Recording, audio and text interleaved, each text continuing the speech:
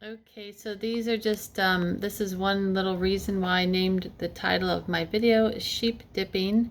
It says is the worst name for the military's best job. Poor little fellers. I'll link this article, but just reading a little bit. It says if you're in the military and about to be sheep dipped, it means your life is about to get a whole lot more interesting. It's a term intelligence agencies use when they pretend to boot someone out of the military but secretly turn them into a covert operative. Don't worry, you'll still get your military retirement time, you just can't tell anyone about it. A reminder that the CIA has an undetectable heart attack gun. While sheep dipping isn't the official term for moving a troop from military service to clandestine service, it's the term the agency uses to describe the process of taking a career soldier, sailor, airman, or marine out of their branch of service on the surface. Instead of really removing the subject, the intelligence agency will pull their official records, leaving behind their official record, the one which says the troop is retired, separated, or otherwise not in the military anymore. Anyhow, some of the planes I'm going to show you I'm wondering if this falls in line with that. So I'm just going to show an example of it, an example of what it could be, perhaps.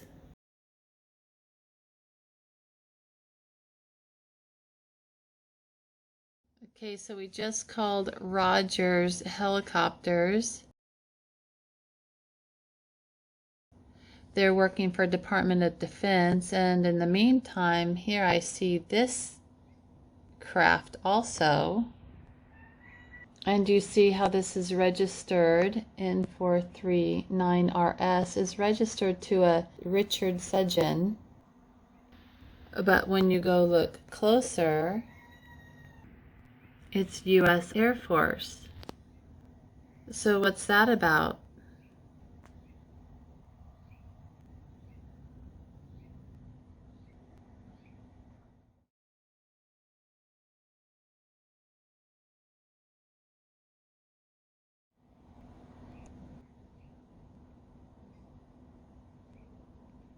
And over here is our little Rogers.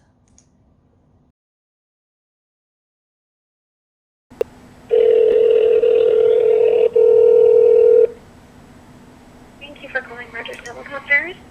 Hi there. Hey, I was just curious on what some of the helicopters are doing kind of near the 29 Palms. We're doing some work for the Department of Defense. I'm sorry, I didn't hear you. We're doing some work for the Department of Defense. Oh, the DoD, both of the both the N811 CA and the N877XL. Yes, correct. What is there a way that the public can see what that entails? You would have to contact them. No, I don't believe so, but... Is it government funded then? Yeah? Yes, yes it is. So there's all kinds of stuff going on. I captured part of that flight when I was checking in on Rogers Helicopters working for the DoD, but here's this guy's altitude and speed. It's a fixed wing single engine experimental, and he's in Wyoming, an individual in Wyoming. These are the photos. He obviously owns a U.S. Air Force aircraft.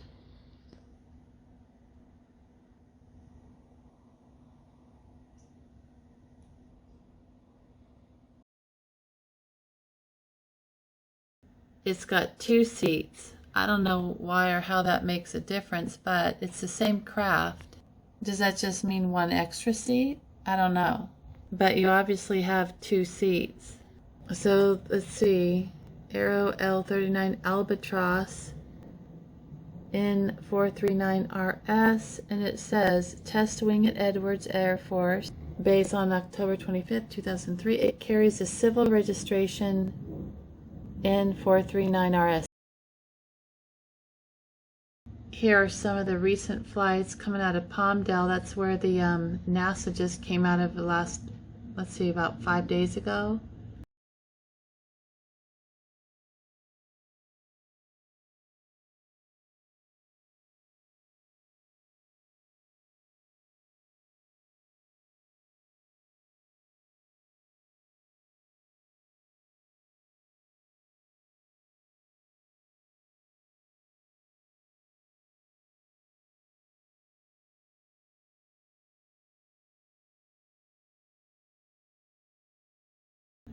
They were doing some flights too, some 8-hour flights. I'll show that video later. But Palmdale, pretty short duration. Now when I looked for Richard Sedgen, here's RS, so he obviously relates to that RS number. As we see in the 439 RS here, maybe it's just a coincidence, but you've got this, and he's into aerospace medicine. Here's his phone number. It says Dr. Sedgen graduated from Baylor College of Medicine in 1969. He works in Jackson, Wyoming, and 2 other locations, and specializes in aerospace medicine and family medicine. He's affiliated with St. John's Medical Center. Hypothyroidism, disorders of lipoid metabolism. Has anyone started gaining weight lately? Anxiety phobic disorders, hypertension, acute upper respiratory tract infections. That's weird. Where else have we heard the things about the I can't breathe and respiratory stuff? So it shows he made it into the Wyoming Hall of Fame.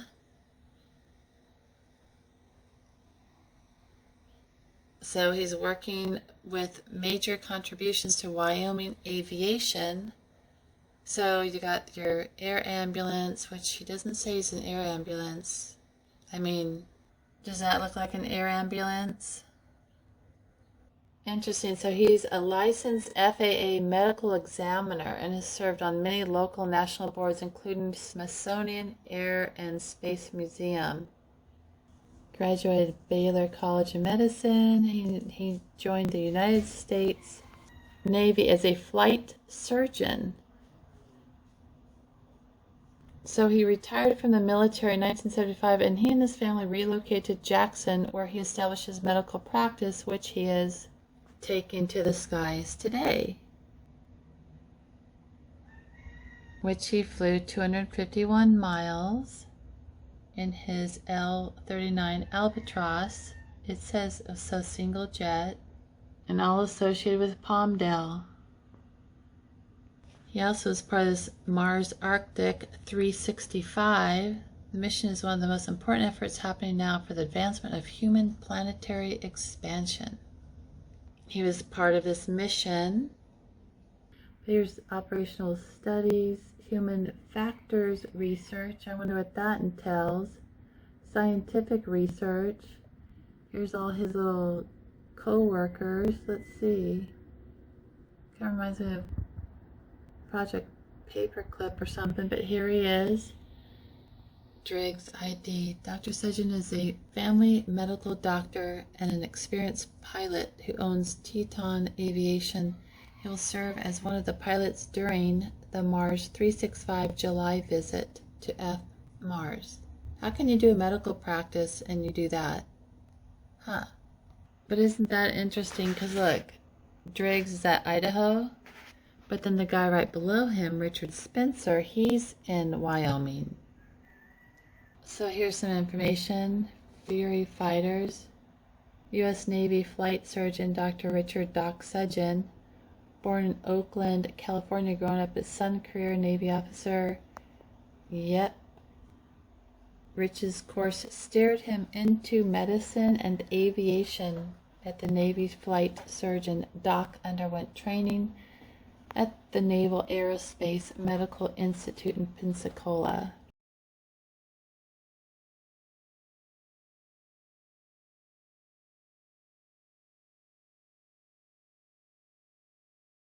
Here's his Teton Aviation Center.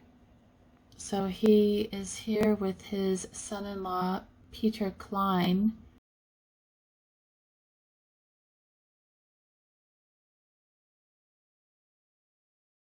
Prepare for takeoff in Sessions' restored T-28 Trojan Navy Warbird. It has radial engine instead of an opposed design. Here's another one of his planes. The Grumman Albatross has an 85-foot wingspan. Maybe that's what we saw today. Here's another one. Why do all his planes say Navy?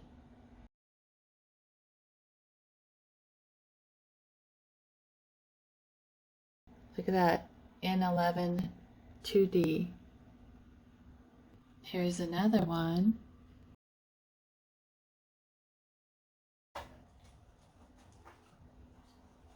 So this one, it takes local youngsters flying, and it gives kids a taste of aviation with free rides. So interesting, in that plane right there, he recently flew it 335 miles on Thursday, June 3rd.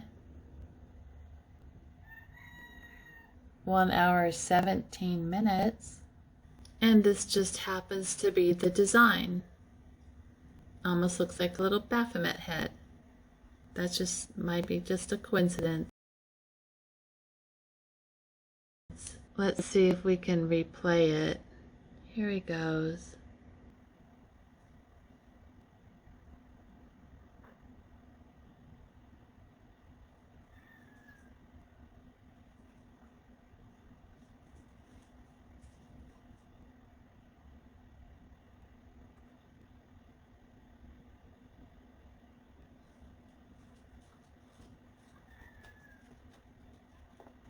Yep, there you go.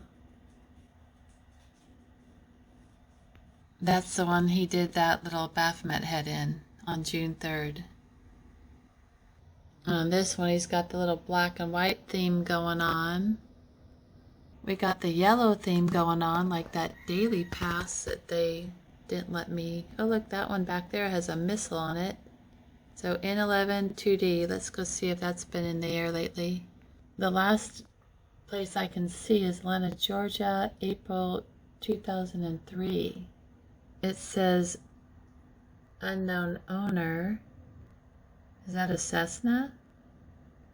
Yep, it comes back to him. Experimental. So you got the Baylor College of Medicine, you're a test pilot, you're in the Navy, an FAA medical examiner, and you have a medical practice, and you're in the air today in California, but you live in Wyoming. And we also have some flight restrictions here. This is beside the point. Security, they've got some security going on. From June 13th to the 20th, you have some more TFRs, hazards. He's also part of this Magic Valley, Airborne Hunters.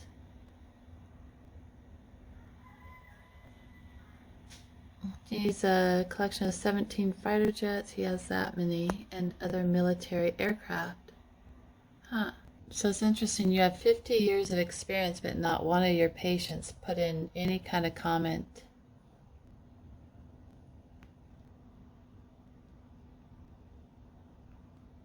So conditions treated, procedures performed. Medicine venipuncture, that's one of the things he performs, is the process of obtaining intravenous access for the purpose of venous blood sampling. Phlebotomy, blood.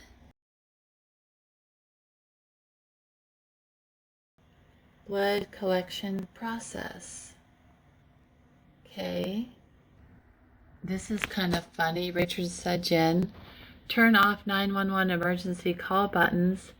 I have called 911 several times this week due to the side buttons on my iPhone, 11 being pressing in a belt case when I bend over. Fortunately, I am an MD and know all the dispatchers, but they say they're getting other inadvertent calls from iPhone users. We should be able to turn off this feature.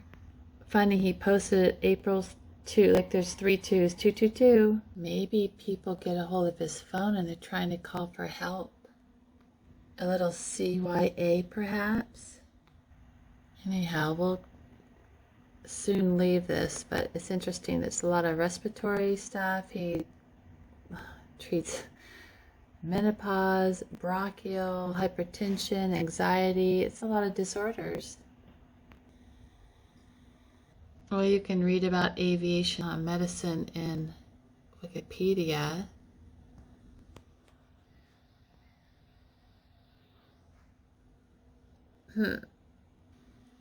So it says, broadly defined, the sub-discipline endeavors to discover and prevent various adverse physiological responses to hostile biological and physical stresses encountered in the aerospace environment, probably with all their radiation or whatever their gamma rays are throwing on us and all their biological stuff. Maybe they get a little whiff of it. Problems range from life support measures, infant traveling on airliners. Probably got a lot of those. As they're using venipuncture on him. He can be seen soaring over the skies over California too. It just keeps getting better. So Richard G. Sudgen, founder at Teton Data Systems, a graduate of Stanford University.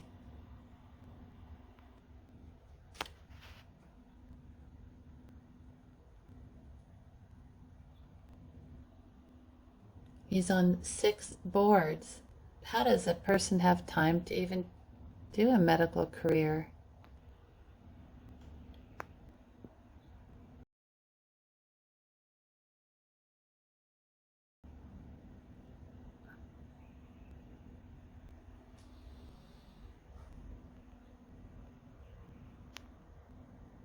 Boeing. Integrated missile defense. Look at these little octopus tentacles where they go. President Boeing Russia, Boeing International and Innovation Accelerator leader, Boeing Global Services at the Boeing Company. So he's the founder of Teton Data Systems. He's flying in the air. He has associations and affiliations with Boeing, Allied Health, Basic Sciences. He graduated from Stanford. He got all these military hospitals, teaching hospitals. TDS Health is pertinent to a diverse and global audience. And the list goes on. Here's a little side note story. It's mystery plane, cash, drugs, and maybe them. And it's on this site, DamienComerford.com. And he talks about some planes that kind of have some mysterious numbers. And some companies who purchase planes and they happen to be skydive instructors or other kind of aircraft companies. He's talking about them hiding their true ownership. And he's also questioning some of the people who own these planes. He also states that these guys, they can avoid detection by radar by flying low, without instruments and low altitude, and that they wouldn't be detected by radar. And he said that would have to take an expertise of daring of an extremely skilled pilot. This one story, he was saying that the U.S. Forest Service was selling their aircraft to private individuals. He says too, the USFS traditionally relied on contracting private companies to provide large air tankers for fighting forest fires. Most of these air tankers were retired World War II and Korean War era transports, bombers, and maritime patrol aircraft. Now, this is an attorney who wrote that did some digging into this, but however, the plan they came up with to achieve this objective only succeeded in handing over ex-military planes to private contractors who ended up using some of them for drug running instead of firefighting.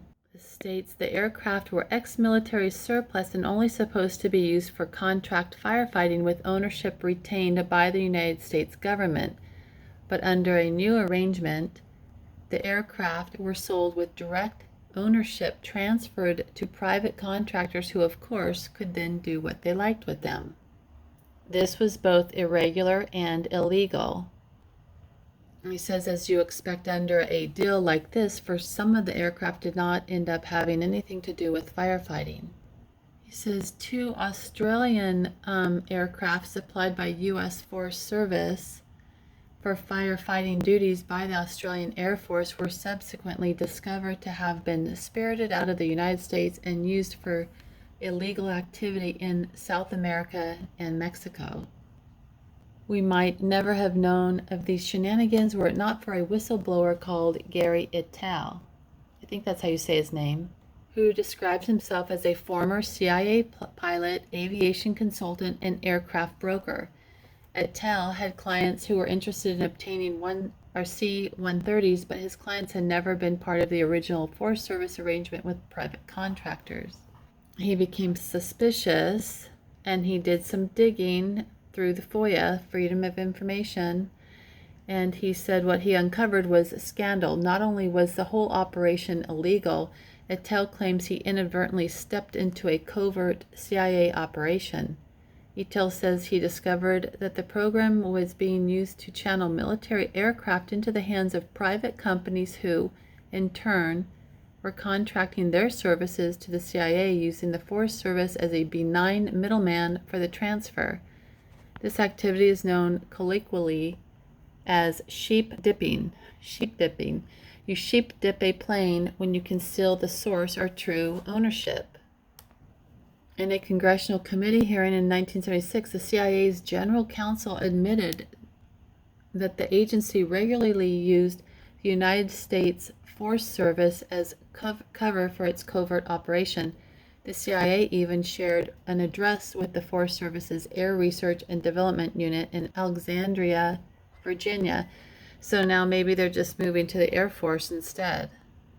Now this is in Wikipedia regarding the Forest Service air tanker scandal, but it also talks about the Department of Defense was asked to cooperate with civilian contractors in a plan to obtain a surplus military transport aircraft to the National Museum of the United States Air Force. So they like to use the museums and consider them historic aircraft. However, at a subsequent meeting with representatives of the Air Force Museum, Air Force officials reacted negatively to the idea of such an exchange.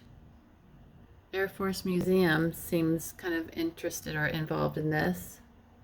It says, in the version of the plan, the Air Force would declare that the aircraft were excess property and transfer them to GSA, who could then legally make the planes available to other government agencies, but with the provisions that any agencies receiving them would be required to retain ownership. The plan was agreed on. It said that they eventually transferred actual ownership of the planes to the companies in violation of applicable regulations. So this article by Tyler Rugaway, Aviation Intel, the Drive.com, the War Zone, talks about, for the last 30 years, Don Curlin has been flying for the airlines, working on real estate deals, setting up the world's biggest skydiving meets, and building a private air force, the likes of which even he has a hard time believing is possible.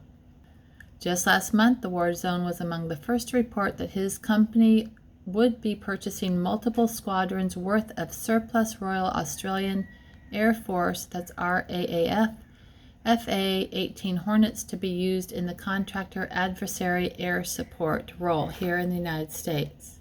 In that role, they would be primarily fly against U.S. military fighter planes replicating aerial threats from potential enemy nations. Is everyone buying this? So basically, there are bad guys for hire. Bad guys for hire, but strictly for training and development work, of course. They won't do anything to harm anyone.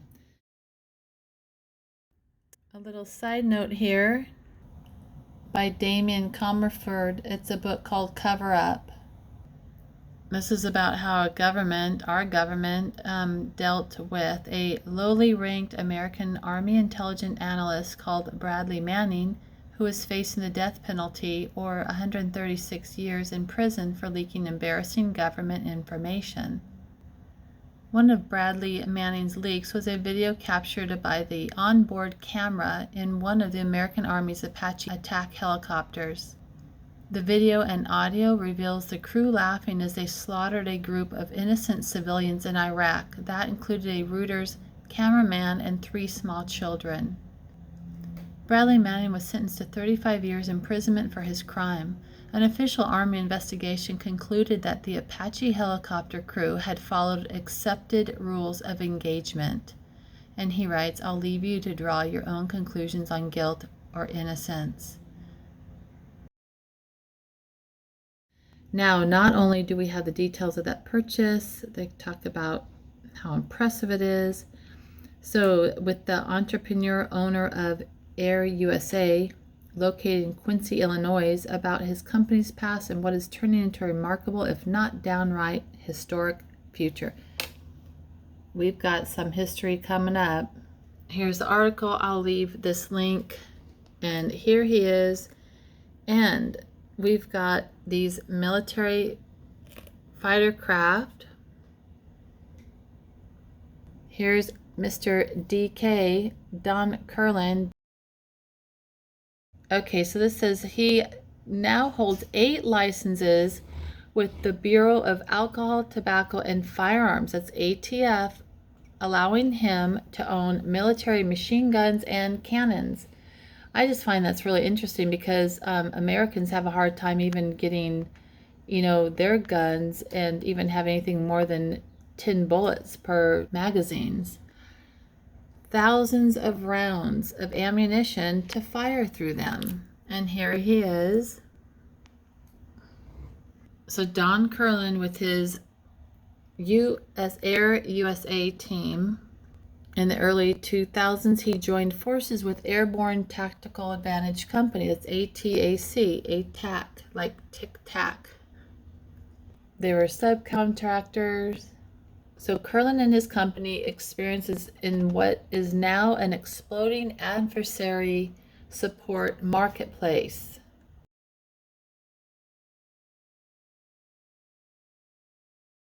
So fast forward to today, and Curlin now owns an impressive fleet of ex-military aircraft that perform a wide number of roles for the Defense Department, from training joint terminal attack controllers, the modern designation for forward air controllers on the ground, to saturating the sensor systems of America's most advanced tactical fighters with aggressive adversaries in the air. With the individual contracts that will underpin the Air Force's gargantuan adversary air support tender about to dole out, Air USA's operations has to grow in capacity and complexity in order to even attempt to meet demand.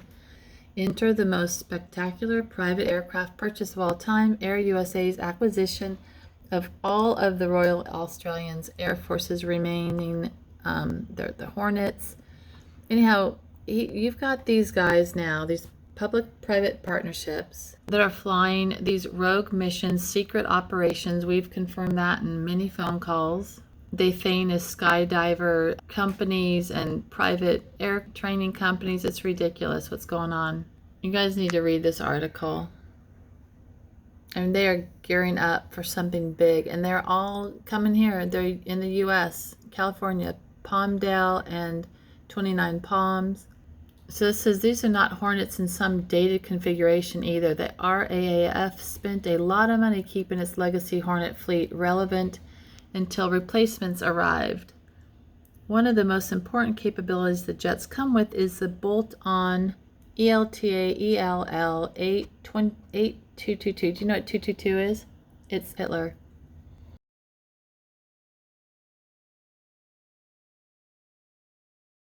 License, sorry, I have a dog snoring in the background. License built in the U.S. under the L3 Harris Advanced Capability Pod name. Electronic Warfare Pod. And these are the people who are flying over us. We're paying for it. So Curlin also informs us that the radar and electronic warfare pod are integrated in such a way that the aircraft can simultaneously jam and engage, that's jam and shoot, enemy targets. That will be us, which he doesn't believe exists anywhere else on the adversary market, and it's critical capability when it comes to mimicking more advanced foreign fighter threats. This little picture here, see what that says? Radiation hazard. They don't want you to see it. The jet also comes with their Northrop Grumman. It's a lightning advanced targeting pod, which are hugely capable in the air-to-ground targeting. That would be us, and non-traditional reconnaissance realm. There's a little narcissistic psychopath. These guys are flying over us with all there's the air pod right there. It's all about targeting, tracing, tracking. Anyhow, these are private individuals, and look, they get to have these, but Americans, the typical American, is having their guns taken away, basically. And here's Curlin. Let's see, it says Curlin after checking out South Africa's cheetahs, whatever. So look at the plane there behind. Do you see the little upside down triangle? And do you see the little eye there? Little eye symbol, you know what that means?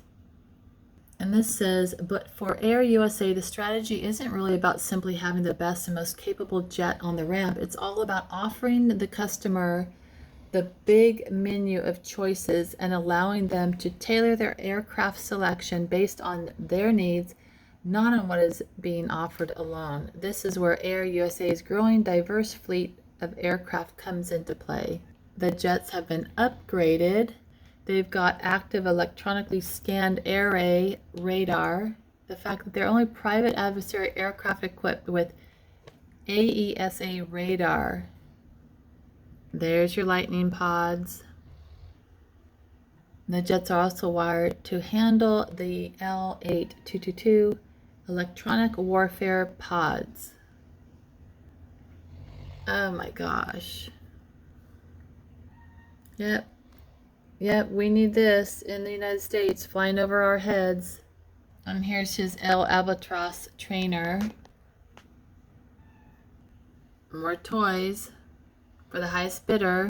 Yep, there you go. So it says basically JTACs need to get time on the mic with real aircraft overhead in both day and nighttime conditions to get accustomed to organizing the three-dimensional airspace overhead in relation to the battle space on the ground, and effectively, safely, and efficiently call in airstrikes on enemy targets. That would be us. This is an incredibly complex and high-stakes job, but using high-performance fighters in the Pentagon's inventory that cost at least $20,000 an hour to train with its horribly cost-ineffective. That's, you know, we're paying for that. We are paying to support these people. They talk about their 15 infrared electro-optical sensor. Yep, as long as they can have their little toys. And the Cessnas, it says, which have a pair of reciprocating turbocharged engines found in normal light planes, are extremely efficient compared to their turbine-powered competitors. So they soup up the little Cessnas, which we've been seeing overhead a lot. They take these little things and they soup them up. So there you go. Infrared search and track systems. Yep. Thanks, guys. Thanks a lot. Oh, sorry, one more thing. So when I was talking about skydiving, the business mantra is something Don Curlin's learned by putting on the world's largest skydiving festival. We've seen other skydiving, the PM leasing. There's Arizona skydivers. They're also overhead. Look, now it's raining out. Interesting. So they're hiding behind all these somewhat innocent names, but they're working for military.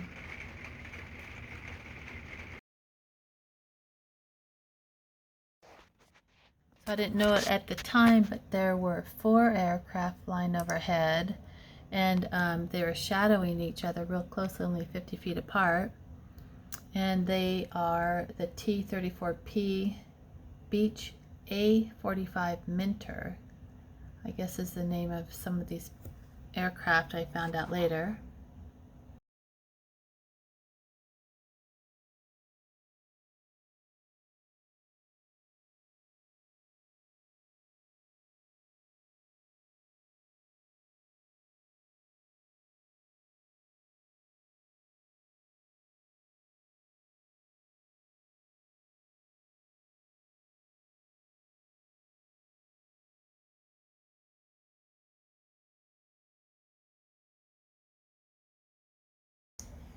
These planes are only 50 feet apart.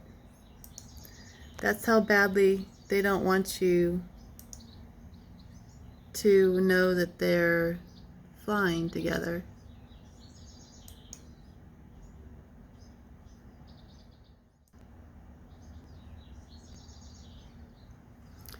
So what's really going on?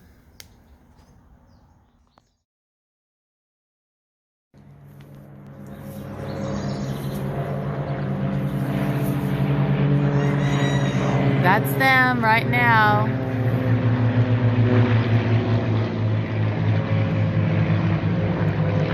Spraying God knows what just now.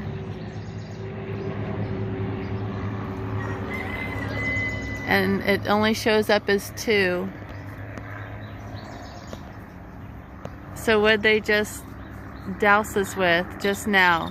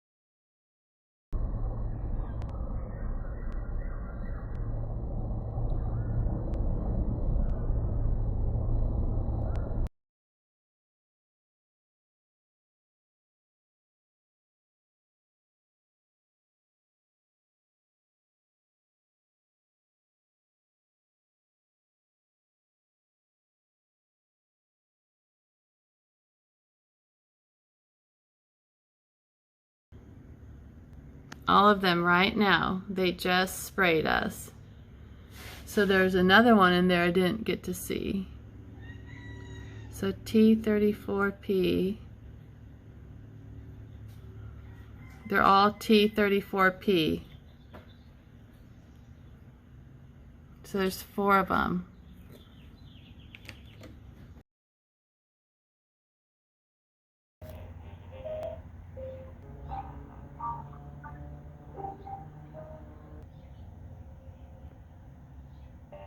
Thank you so much for holding. Allow me to gather some information, and then I'm going to reach for the duty officer, okay? All right, thank you. Yes, ma'am. Who am I speaking with? So they're both heading, right now, they're both heading northeast. They look like they're taxiing. Okay, and that was T34. All right. Let me go ahead and get this information to the duty officer. Thank you so much for notifying us, ma'am. Appreciate it. Okay, so okay? And have them immediately go ahead and look into it. And how do I follow up on this to know what that was? Okay, all right. Well, thank you for letting us know, and I'll make sure that you get a call back, okay? Thank you.